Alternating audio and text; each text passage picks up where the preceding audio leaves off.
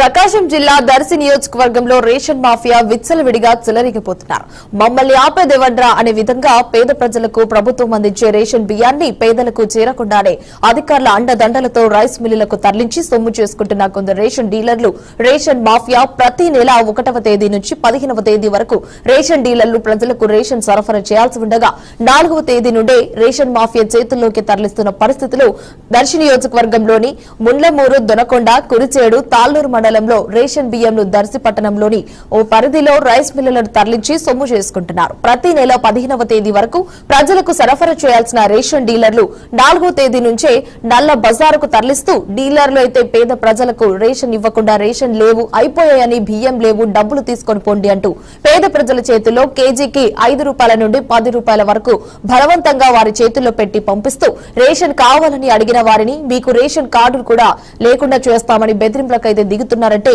Ration mafia ప్రభావం అధికారులపై ఎంతలా ఉందో స్థానికులైతే ప్రజలనైతే చర్చించుతున్నారు.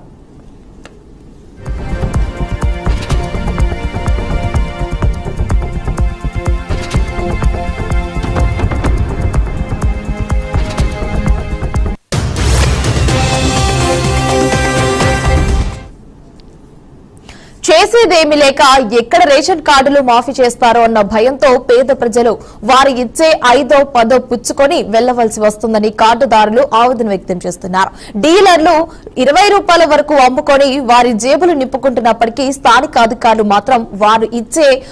3 పొలం పుచ్చుకుంటున్నట్టుగా రేషన్ మాఫియాకు అండదండలు వంత పడుతున్నారు. రేషన్ మాఫియా విచ్చలవిడిగా రేషన్ దందాను సాగిస్తున్న దర్శి నియోజకవర్గంలో దర్శి, ముండ్లమూరు, తల్లూరు, కురిచేడు, దొనకొండ మండలాల నుంచి రేషన్ డీలర్లు కేవలం 2-3 రోజులు మాత్రమే ప్రజలకు రేషన్ సరఫరా చేస్తూ అది కూడా 100 మందిలో 4-5కు మాత్రమే రేషన్ బియ్యం సరఫరా చేస్తూ